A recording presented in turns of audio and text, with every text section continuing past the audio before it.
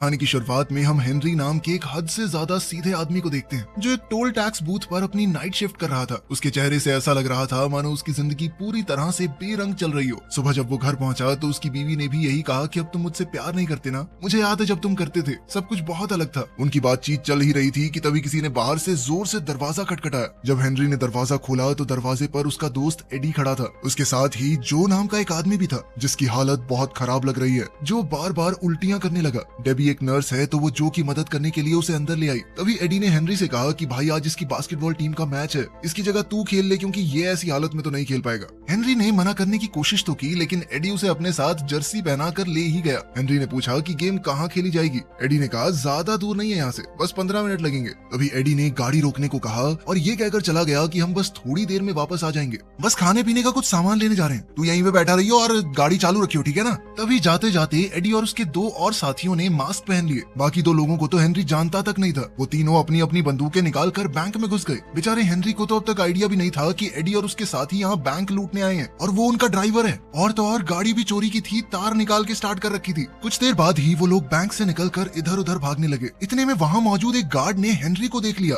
उसने बिल्कुल चोरों जैसी ही टी शर्ट पहनी हुई थी, इसी वजह से उसे गिरफ्तार कर लिया गया। पुलिस वालों ने हेनरी से बहुत पूछने की कोशिश की कि बता दे अपने साथियों का नाम, लेकिन हेनरी एडी के अलावा वैसे भी किसको ही जानता था। वो इतना सीधा था कि उसने एडी का नाम भी नहीं लिया, ये सोचकर कि जैसा भी है तो मेरा दोस्त ना। इसी वजह से बैंक को लूटने की कोशिश के जुर्म में हेनरी को 3 साल की सजा सुना दी गई। जेल में जाते ही उसकी मुलाकात मैक्स से हुई। मैक्स हेनरी से बहुत अच्छे से बात करने लगा। अगले दिन नाश्ता करते वक्त मैक्स ने हेनरी से कहा कि यहाँ हर कैदी के कभी कुछ सपने हुआ करते थे, लेकिन फिर उनकी जिंदगी में कोई ना कोई अनहोनी हो गई और फिर यहाँ पहुँच गए। तुम्हारा सपना क्या है? हेनरी ने जवाब दिया कि मेरा कोई सपना नहीं है। ये सुनते हुए मैक्स ने कहा कि कोई भी सपना ना देखना तो सबसे बड़ा जुर्म है, तो बताओ क्या है तुम्हारा सपना? हेनरी ने फिर से वही जवाब दिया तो मैक्स ने कहा कि ऐसी जिंदगी का क्या फायदा जिसका कोई सपना ही ना हो। इसी तरह 6 महीने बीत गए। डेबी हेनरी से जेल में मिलने आई और कहा कि मुझे तुम्हें कुछ जरूरी बात बतानी है। डेबी ने उसे बताया कि मुझे किसी से प्यार हो गया है, लेकिन हेनरी ने बड़ा दिल रखते हुए कहा कि कोई बात नहीं, मैं बस यही चाहता हूँ कि तुम खुश रहो, अगर मेरे साथ नहीं रह सकती तो किसी और के साथ ही सही। उधर मैक्स को अब जेल ही अपने घर जैसी लगती थी। सभी कैदी आपस में बातचीत करने लगे कि जब पिछली बार तुझे एक पैरोल ऑफिसर ने पूछा था कि अगर हम मैक्स तुम्हें बाहर निकाल दें तो तुम हमारे लिए क्या करोगे, तो तूने क्या जवाब दिया था मैक्स? जिस पर मैक्स ने जवाब दिया कि मैं तुम्हारे घर में घुसकर तुम्हारे कुत्ते को मार दूंगा, तुम्हारे घर को आग लगा दूंगा और वहाँ रहने वाली हर जिंदा चीज की जुबान काट लूंगा मैं। फिर बाद में हेनरी से पूछा गया कि तुम्हारा रिव्यू कब है, जिस पर हेनरी ने जवाब दिया अगले महीने। तभी एक कैदी ने कहा कि सबको यकीन है कि हेनरी शरीफ है। हेनरी ने भी कहा कि मैंने कोई गुनाह नहीं किया। इस पर मैक्स ने उससे कहा कि तुमने जेल में समय बिताया है तो तुम चाहे कुछ भी कहते रहो, बाहर सबको ऐसा ही लगेगा कि तुमने कोई तो जुर्म किया है। खैर जल्द ही हेनरी को जेल से छुट्टी मिल गई। वो सबसे पहले डेबी से मिलने गया, मगर जब जो ने दरवाजा खोला तो वो ये देखकर हैरान रह गया और तो और डेबी के पेट में उसका बच्चा भी था। ये सब देखकर हेनरी मन ही मन सोचने लगा कि कैसे उसकी जिंदगी एकदम बदल गई। डेबी ने हेनरी को उसका पूरा सामान दिखाया और उससे पूछा कि अब तुम आगे क्या करने वाले हो। हेनरी ने कोई जवाब नहीं दिया और तभी जो वहां आया उसने हेनरी को एक बिजनेस का ऑफर दिया और कहा कि कोर्ट में मेरा नाम ना लेने के लिए शुक्रिया। मगर हेनरी ने कहा कि मैं तो तेरा नाम जानता ही नहीं और वहां से चुपचाप चला गया। बाद में हेनरी उसी बैंक के सामने जाकर खड़ा हो गया जहां से ये सारी वारदात शुरू हुई थी, लेकिन तभी एक गाड़ी ने उसे टक्कर मार दी और वो जमीन पर गिर गया। वो गाड़ी जूली नाम की एक औरत चला रही थी। जूली ने हेनरी को बहुत बुरा भला कहा और फिर पूछा कि तुम ठीक तो हो। तभी वहां बैंक का गार्ड भी आया और एम्बुलेंस बुलाने को कहने लगा, लेकिन हेनरी ने इसके लिए मना कर दिया। इसके बाद गार्ड उसे थोड़ा सहारा देते हुए साथ वाले कैफे में ले गया जहाँ जूली भी उनके पीछे पीछे आई और हेनरी ने जूली से कहा कि मैंने तुम्हें कहीं तो देखा है। इस पर जूली ने कहा कि मुझे मत देखो, सड़क पर देख कर चला करो, और ये कहकर वो वहां से चली गई। जब हेनरी बाथरूम में गया तो उसकी नजर दीवार पर चिपकी हुई न्यूज पर पड़ी। 80 साल पुरानी उस न्यूज़पेपर कटिंग में बैंक में हुई एक चोरी से जुड़ा हुआ आर्टिकल था। वो चोरी एक अंडरग्राउंड टनल के जरिए की गई थी जो बैंक के पीछे मौजूद एक थिएटर से जुड़ी हुई है। ये टनल बिल्कुल बैंक की तिजोरी के नीचे से जाती है। इसके बाद हेनरी सीधा मैक्स से मिलने के लिए जेल में चला गया और उसने मैक्स से कहा कि मुझे अपना सपना मिल गया है, उस बैंक को लूटना ही मेरा सपना है जिसके चक्कर में मैं यहाँ पहुँच गया हूँ। सजा जब काटनी है तो कम से कम चोरी करूँ तो सही। मैक्स को कुछ समझ नहीं आया तो हेनरी ने कहा कि क्या तुम बैंक लूटने में मेरा साथ दोगे? मैक्स ने उससे पूछा तेरे पास कोई प्लान है भी कि ऐसे ही हवा में चला हुआ है तू? जिस पर हेनरी ने कहा कि तुम चिंता मत करो, एकदम टॉप क्लास प्लान है मेरे पास। ये सब होने के बाद हेनरी थिएटर में चला गया और वहीं जूली भी अपने नाटक की रिहर्सल कर रही थी। जूली को नाटक करते समय उसका डायरेक्टर काफी डांटने लगा और कहने लगा कि तुमसे नहीं हो पाएगा ये सब। जिसके बाद जूली गुस्से में कॉफी पीने चली गई। जाते जाते उसने हेनरी से कहा कि कहीं तुम मेरा पीछा तो नहीं कर रहे। हेनरी ने मना कर दिया और उसके पीछे कॉफी शॉप तक चला गया। वहाँ कॉफी पीते पीते हेनरी जूलिया की एक्टिंग की तारीफ तारीफ करने लगा। तभी जूली ने हेनरी से कहा कि उस एक्सीडेंट की कंप्लेंट ना करने के लिए थैंक्स। और दूसरी तरफ जेल में मैक्स ने भी पैरोल अप्लाई कर दिया। कुछ सवाल पूछे जाने के बाद उसे भी छुट्टी दे दी गई। हेनरी ने मैक्स को पहले ही समझा दिया था कि ऑफिसर्स के सामने कैसे पेश आना है। जब हेनरी उसे जेल के बाहर लेने आया तो मैक्स उससे पूछने लगा कि तुम्हारी गाड़ी कहाँ है। हेनरी ने कहा कि मेरे पास गाड़ी नहीं है। दरअसल हेनरी पैदल ही मैक्स को लेने आ गया था। इस पर मैक्स भड़क गया कि किस पागल के चक्कर में बाहर आ गया मैं, हेलो वापस ले लो मेरे को, मुझे बाहर नहीं जाना। लेकिन जब हेनरी ने अपना प्लान मैक्स को बताया तो मैक्स ने हैरान होते हुए कहा कि यही तुम्हारा प्लान है? सेम इसी तरीके से 80 साल पहले बैंक को लूटा गया था और तुम्हारे पास बंदूकें वगैरह हैं क्या? लेकिन हेनरी ने इसके लिए भी मना कर दिया, ये कहते हुए कि मैं किसी को नुकसान नहीं पहुंचाना चाहता। इस पर मैक्स ने कहा कि हाँ बे मदर टेरेसा, बहुत अच्छी बात है, लेकिन पिछली बार जब चोरी हुई उसके बाद ये भी तो हो सकता है कि बैंक वालों ने तिजोरी की लोकेशन बदल दी हो और अब वो उस टनल के ऊपर हो ही ना। इस बात का पता लगाने के लिए उन्हें बैंक जाना होगा।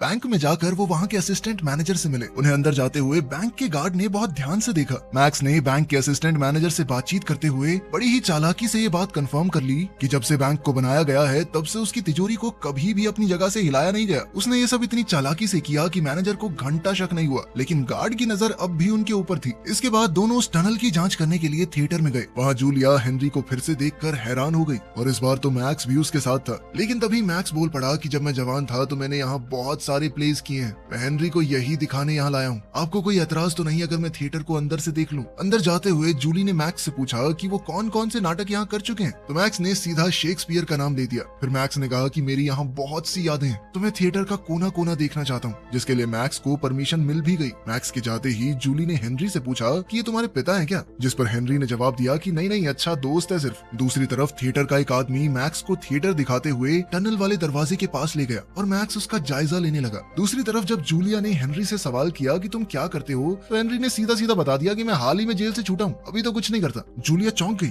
जेल में क्यों थे तुमने कोई मर्डर वगैरह किया होगा ना? जिस पर हेनरी ने कहा कि एक लंबी कहानी है, फिर कभी सुनाऊंगा। जिसके बाद उन्होंने आज शाम को डिनर पर मिलने का प्लान बनाया। घर जाकर मैक्स ने हेनरी को बताया कि वो टनल एक ग्रीन रूम की दीवार से जाती है, तो हमें कुछ भी करके उस ग्रीन रूम को हथियाना पड़ेगा। लेकिन हेनरी का ध्यान तो सिर्फ तैयार होने में था, क्योंकि जूली के साथ डेट पर जो जाना है, और उसने मैक्स से पूछा कि मैं कैसा लग रहा हूँ। तो मैक्स ने हंसते हुए कहा कि हमेशा की तरह अपने जैसे ही लग रहे हो, और जाओ अपनी डेट एंजॉय करो, बाद में करेंगे प्लानिंग। उनकी डेट के दौरान जूली ने हेनरी को बताया कि मैं बहुत बड़ी एक्ट्रेस बनना चाहती हूँ, मैं चाहती हूँ कि सब लोग मेरा नाम जानते हो। उनकी डेट के दौरान हेनरी ने जूली को पूरा सच बताया कि किस तरह उसे जेल हुई थी और अब वो सच में बैंक लूटना चाहता है। जूली उसका प्लान सुनकर हैरान तो काफी हो गई थी, लेकिन अब उसे हेनरी का साथ पसंद आने लगा था। फिर दोनों घर आ गए और अब उनके बीच की नजदीकियां बहुत ज्यादा बढ़ गई। अगली सुबह हेनरी और जूली मैक्स के घर गए। अगर मैक्स जूली को देखकर खुश नहीं था तो हेनरी ने मैक्स से कहा कि टेंशन मत लो, ये हमारे साथ ही काम करेगी। लेकिन तभी मैक्स हेनरी को साइड में ले जाकर उस पर भड़क गया कि तुमने इसे पूरा प्लान क्यों बताया। थोड़ी देर बाद खाना खाते वक्त जूलिया ने मैक्स से सवाल पूछा कि तुम जेल में क्या कर रहे हो, जिस पर मैक्स ने बताया कि मैंने कई खून किए हैं। इस पर जूली ने उससे पूछा कि तुमने इतने सारे मर्डर किए, तुम्हें पकड़े जाने का डर नहीं था? इस पर मैक्स ने कहा कि मुझे जेल जाना पसंद है, मेरी तो फेवरेट जगह है वो। थिएटर जाते वक्त जूली और हेनरी को आइडिया आया कि क्यों ना हम इस थिएटर में ऑडिशंस रख दें, इससे हम ज्यादा से ज्यादा वक्त यहाँ बिता पाएंगे। लेकिन कुछ देर बाद मैक्स को आइडिया आया कि क्यों ना जिस एक्टर का वो ग्रीन रूम है उसको निकाल के हेनरी को वो रोल दे दिया जाए, फिर हम आराम से खुदाई करते रहेंगे, किसी को कुछ पता नहीं चलेगा। इस पर हेनरी ने कहा कि मुझे एक्टिंग थोड़ा ना आती है, लेकिन मैक्स ने उसे पूरा चढ़ा दिया। अबे शक्ल देख अपनी, नेचुरल एक्टर है तू, इससे बढ़िया कोई नहीं कर पाएगा,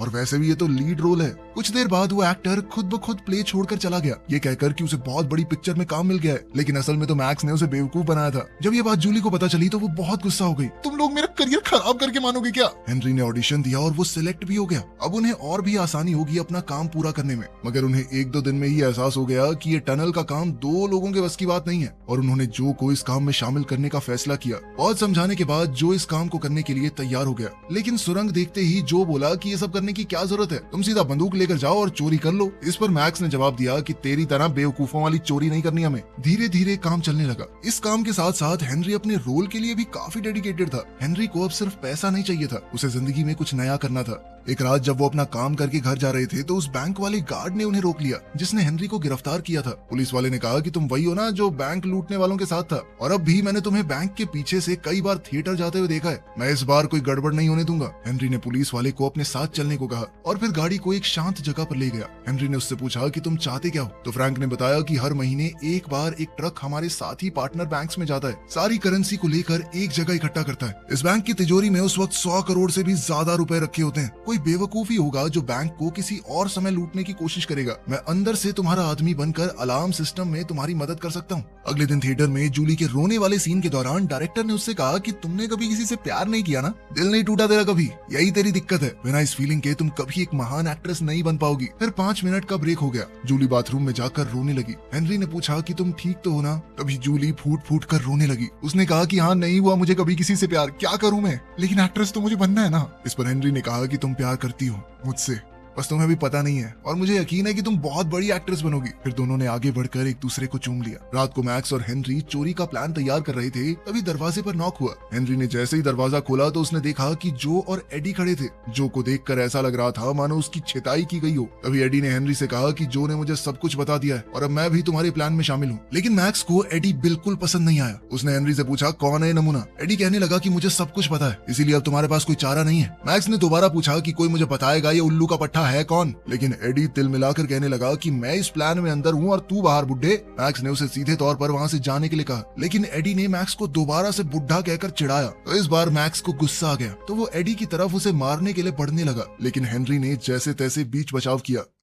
अगले दिन मैक्स और हेनरी थिएटर गए तो उन्हें पता चला कि उनका शो बस कुछ ही दिन में हो जाएगा, और इस बात से वो दोनों परेशान हो गए। हेनरी ने कहा कि मुझे नहीं लगता कि अब हम चोरी कर पाएंगे। दरअसल वो भी अब जूली से प्यार करने लगा था। चोरी करके उन्हें यहाँ से भागना पड़ेगा, लेकिन अब वो जूली से दूर नहीं जाना चाहता। तभी मैक्स ने हेनरी को पकड़कर कहा कि तुमने मुझे जेल से बाहर बुलाया अपनी मदद करने के लिए, और अब तुम इस काम से मना कर रहे हो। मैंने अपनी सारी जिंदगी बस बातें करके निकाली है। मैं बहुत दिनों से जेल में बंद था, अब मैं बाहर आया हूँ तो कोई कांड तो करके जाऊंगा। रात के वक्त हेनरी और जूली एक दूसरे से मिले। हेनरी ने जूली को बताया कि हमें शो के पहले दिन ही बैंक को लूटना होगा और फिर मैं यहाँ से भागकर कैलिफोर्निया चला जाऊंगा। तुम्हें भी हॉलीवुड में काम करना ही है, तुम वहाँ मिलोगी ना मुझसे? मगर ये सुनते ही जूली का गुस्सा फूट पड़ा। उसने कहा कि अगर जाना ही था तो मुझे प्यार पर यकीन क्यों दिलाया? तुमने सिर्फ थिएटर में घुसने के लिए मेरा इस्तेमाल किया है। कहीं नहीं मिलने वाली मैं तुमसे। मेरी गलती है कि एक चोर से प्यार कर बैठी। देखते ही देखते शो का दिन आ गया और बैंक लूटने का भी। नाटक के डायरेक्टर ने सभी एक्टर्स को कहा कि आज तुम्हारा दिन है, जाओ और अपनी छाप छोड़ दो। अब हमारे पास सिर्फ 10 मिनट बचे हैं। तभी पैसों का वो ट्रक भी बैंक में आ गया, जैसा कि पुलिस वाले ने बताया था। हेनरी प्ले में अच्छे से एक्टिंग करता रहा और मौका देखते ही अपने साथियों की मदद करने चला गया। सब उनके प्लान के हिसाब से ही हो रहा था। पहले उन्होंने एक औजार की मदद से ईंटों की दीवार तोड़ी और बाद में एक बड़ी सी वेल्डिंग मशीन की मदद से तिजोरी के लोहे को काटते हुए वहाँ एक बड़ा सा छेद कर दिया। पुलिस वाले का इशारा मिलते ही मैक्स ने पहले ही तार काट दी थी, जिस वजह से अलार्म नहीं बजा। मगर तभी एडी ने मैक्स पर बंदूक तान दी और उसे चुपचाप यहाँ से चले जाने को कहा। एडी ने जो से कहा कि सारा पैसा जल्दी जल्दी गाड़ी में भर। जो को एडी की हरकत पसंद नहीं आई और कहा कि ऐसा मत कर भाई, ठीक नहीं है ये। तभी हेनरी भी वहाँ पहुँच गया और एडी ने उसे भी डराने की कोशिश की और मैक्स को बंदूक से मारकर नीचे गिरा दिया, जो बार बार उसे ऐसा करने से मना कर रहा था।